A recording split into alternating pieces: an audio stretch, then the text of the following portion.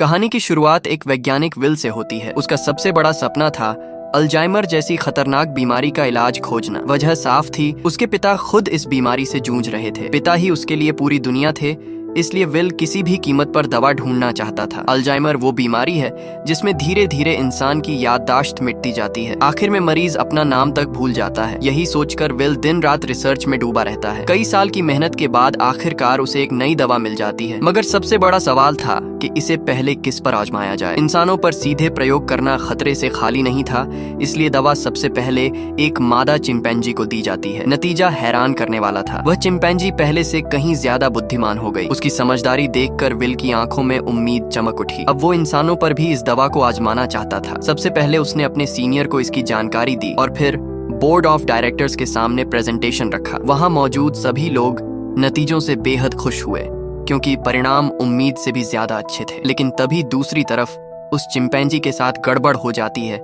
जिस पर दवा दी गई थी। एक वर्कर उसे दूसरी जगह ले जाने की कोशिश करता है, मगर वो अड़ जाती है। जबरदस्ती होते ही वो गुस्से से बेकाबू हो जाती है। वह वर्कर पर हमला कर देती है और वहां मौजूद चीजें तोड़ फोड़ने लगती हैं। इस उग्र हालत में वह सीधे उस जगह पहुंच जाती है जहां बोर्ड की मीटिंग चल रही थी। विल चाहकर भी उसे शांत नहीं कर पाया। मजबूरन गार्ड्स को गोली चलानी पड़ी और वहीं उसकी मौत हो गई। हादसे के बाद सबने मान लिया कि दवा ने ही उसे इतना हिंसक बना दिया। इस तरह सिर्फ उस चिंपैंजी की जान नहीं गई, बल्कि विल का सालों का प्रयोग भी खत्म मान लिया गया। बोर्ड ने आदेश दिया कि बाकी सभी चिंपैंजियों को भी मार दिया जाए, क्योंकि उन पर भी दवा आजमाई गई थी। विल बहुत कोशिश करता है कि अपने बॉस को समझा सके दवा में कोई खामी नहीं है, मगर बॉस साफ कह देता है कि अगर दवा सुरक्षित होती तो चिंपैंजी इतनी आक्रामक न होती। 5 साल का रिसर्च एक पल में बर्बाद हो चुका था। निराश होकर जब विल लैब के भीतर जाता है तो वहाँ के केयरटेकर उससे एक राज साझा करता है। वह बताता है कि असल में चिंपैंजी दवा की वजह से नहीं, बल्कि इसलिए गुस्से में थी क्योंकि उसने उसी समय बच्चे को जन्म दिया था। उसे शिफ्ट किया जा रहा था और वह अपने नवजात को बचाना चाहती थी। यह सुनकर विल को सच्चाई समझ आती है। केयरटेकर बताता है कि उसने बॉस के आदेश पर सभी चिंपैंजियों को खत्म कर दिया, लेकिन नवजात को नहीं मार सका। विल उस बच्चे को चुपके से घर ले आता है। वहाँ उसके पिता भी मौजूद होते हैं। जल्दी ही दोनों का उस छोटे चिंपैंजी से लगाव हो जाता है। विल के पिता उसे नाम देते हैं सीजर। समय गुजरता है। 3 साल में सीजर बड़ा हो चुका है और हैरत अंगेज बुद्धिमत्ता दिखाने लगता है। वह किताबें पढ़ लेता है, खेल खेलता है, इशारों से बातचीत करता है, लगभग इंसानों जैसा। बस बोल नहीं पाता, मगर सब कुछ समझ लेता है। उधर विल के पिता की हालत दिन ब दिन बिगड़ती जाती है। बीमारी इतनी बढ़ गई कि उनकी नर्स भी देखभाल से इनकार कर देती है और कहती है कि अब उन्हें अस्पताल में रखना पड़ेगा। पिता की दशा देखकर विल का दिल टूट जाता है। आखिरकार वह रिस्क लेता है और चुपके से वही दवा अपने पिता को इंजेक्ट कर देता है। रात भर बेचैनी में कटती है, मगर सुबह का नजारा अद्भुत होता है। पिता पियानो बजा रहे होते हैं, बिल्कुल स्वस्थ। विल की खुशी का ठिकाना नहीं रहता। उसकी मेहनत रंग लाई थी। इसी बीच सीजर भी नई नई चीजें सीख रहा होता है। एक दिन खिड़की से बच्चे साइकिल चलाते दिखते हैं और उसका भी मन करता है। वह पड़ोसी के घर चला जाता है, मगर पड़ोसी बेहद कठोर स्वभाव का इंसान था। उसने बैट उठाकर सीजर पर हमला करना चाहा। तभी विल और उसके पिता आकर उसे बचा लेते हैं। पड़ोसी धमकी देता है कि अगर यह बंदर दोबारा यहाँ आया तो वो उसे मार देगा। इस घटना में सीजर घायल हो जाता है। इलाज के लिए विल उसे डॉक्टर कैरोलिन के पास ले जाता है। इलाज के दौरान कैरोलिन को समझ आता है कि यह साधारण चिंपैंजी नहीं है, बल्कि बेहद बुद्धिमान है। धीरे धीरे कैरोलिन और विल एक दूसरे के करीब आ जाते हैं। कैरोलिन को सीजर से भी लगाव हो जाता है। कैरोलिन विल को समझाती है कि सीजर को हमेशा घर में बंद रखना सही नहीं, उसे बाहर की दुनिया दिखानी चाहिए। इसीलिए अगले दिन दोनों सीजर को रेडवुड जंगल ले जाते हैं। वह जगह सीजर के लिए जन्नत जैसी थी। वहां आकर वह बेहद खुश होता है। 2 साल बीत जाते हैं। अब विल और कैरोलिन रिश्ते में बंध चुके हैं और अक्सर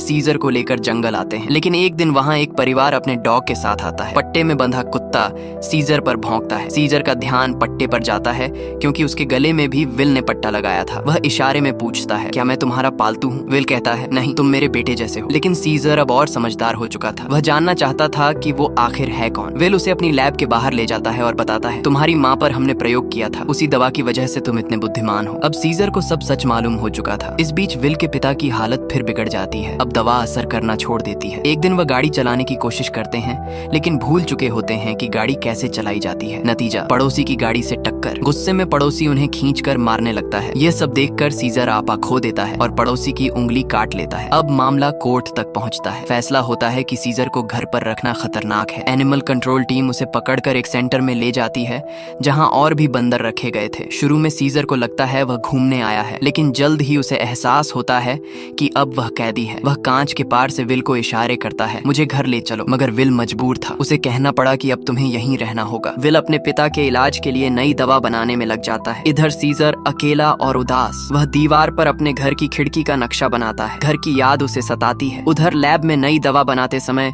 गलती से एक कर्मचारी फ्रैंकलिन उसकी गैस सूंघ लेता है। शुरुआत में असर नहीं दिखता, लेकिन बाद में उसकी मौत हो जाती है। यानी यह दवा इंसानों के लिए जानलेवा थी, जबकि चिंपैंजियों को बेहद बुद्धिमान बना रही थी। सीजर अब सेंटर में तंग हो चुका था। वहाँ के गार्ड्स उसे प्रताड़ित करते। एक रात मौका देखकर वह साथी बंदरों को आजाद करता है और चोरी से विल के घर पहुंचता है। वहां से वह नई दवा लाता है और सेंटर में छोड़ देता है। गैस सूंघकर सभी बंदर तेज दिमाग वाले हो जाते हैं। अब सीजर का पहला मिशन पूरा हो चुका था, सबको जागरूक करना। इसके बाद वह सबको लेकर भाग निकलता है। रास्ते में जब एक वर्कर बिजली की छड़ी से हमला करता है तो पहली बार सीजर इंसानों की भाषा बोलता है, नो, और उसे मार गिराता है। यह पल इतिहास बदल देता है। धीरे धीरे वह बाकी बंदरों को भी आजाद करता है और बड़ी टोली बन जाती है। सब मिलकर शहर की ओर बढ़ते हैं। विल को जब पता चलता है कि सीजर भाग गया है तो वह घबरा जाता है। पुलिस पुल पर उनका रास्ता रोक लेती है। इंसानों और चिंपैंजियों में भीषण टकराव होता है, लेकिन सीजर का मकसद सिर्फ साथियों को आजादी दिलाना था, इंसानों को मारना नहीं। कई बलिदान होते हैं,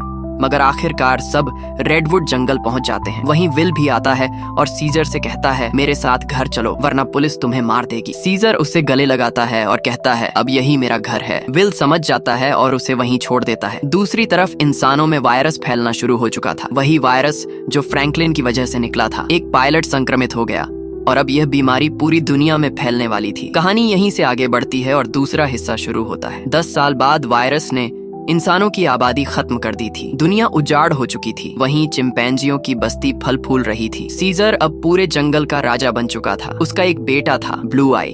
एक दिन ब्लू आई और उसका दोस्त जंगल में घूम रहे थे। तभी एक इंसान आ गया। डर के मारे उसने गोली चला दी, जिससे ब्लू आई का दोस्त घायल हो गया। आवाज सुनकर सारे बंदर आ पहुंचे। इंसानों की टोली भी वहां थी। बंदर उन्हें मारना चाहते थे, मगर तभी इंसानों का लीडर मैल्कम आगे आया। उसने कहा, हम नुकसान पहुंचाने नहीं आए, हमें तो बस डैम की जरूरत है ताकि शहर में बिजली आ सके। सीजर ने उन्हें चेतावनी देकर भगा दिया, दोबारा मत आना। मगर कोबा, जिसे इंसानों ने कभी यातनाएं दी थीं, ये बर्दाश्त नहीं कर सका। वह चाहता था इंसानों के खिलाफ युद्ध छेड़ दिया जाए। कुछ समय बाद मैल्कम फिर आता है। वह सीजर को भरोसा दिलाता है कि उनका मकसद सिर्फ बिजली बहाल करना है। सीजर राजी हो जाता है, लेकिन शर्त रखता है, सारे हथियार जमा करने होंगे। इंसान मान जाते हैं। काम शुरू होता है, मगर जब सीजर को पता चलता है कि इंसान गुपचुप हथियार छुपा कर लाए हैं तो उसका भरोसा डगमगा जाता है। इस बीच उसकी बीमार पत्नी को मैल्कम की पत्नी इलाज देती है और वह ठीक हो जाती है। सीजर इंसानों को एक और मौका देता है। कोबा बार बार आग भड़काता है। वह देखता है कि इंसान सच में हथियार रखते हैं। गुस्से में वह कई इंसानों को मार देता है और खुद भीषण आगजनी करता है। मौका पाकर वह सीजर पर भी गोली चला देता है। फिर बाकी बंदरों को झूठ बोलता है कि इंसानों ने सीजर को मार दिया और युद्ध छेड़ देता है। अब बंदरों और इंसानों में जंग छिड़ जाती है। इंसानों का शहर पहले से ही खंडहर था, अब और तबाह हो जाता है। कोबा हथियार लेकर बंदरों को इंसानों पर चढ़ा देता है, लेकिन सीजर बच जाता है। मैल्कम उसे अपने घर में छुपाकर इलाज करता है। धीरे धीरे सच सामने आता है, कोबा ही गद्दार था। सीजर के बेटे को भी यह पता चलता है और वह पिता का साथ देने लौट आता है। आखिरकार सीजर और कोबा आमने सामने होते हैं। दोनों की जबरदस्त लड़ाई होती है। अंत में सीजर उसे ऊंचाई से नीचे गिरा देता है। कोबा रहम की भीख मांगता है, मगर सीजर कहता है कोबा बंदर नहीं रहा और उसका हाथ छोड़ देता है। अब सारे बंदर फिर से सीजर को अपना लीडर मान लेते हैं। मैल्कम आखिरी बार सीजर से मिलता है। वह बताता है कि इंसानी फौज रास्ते में है, जल्द ही बड़ा युद्ध होगा। सीजर मानता है कि अब इंसानों और बंदरों की जंग कभी खत्म नहीं होगी और यहीं पर कहानी खत्म होती है।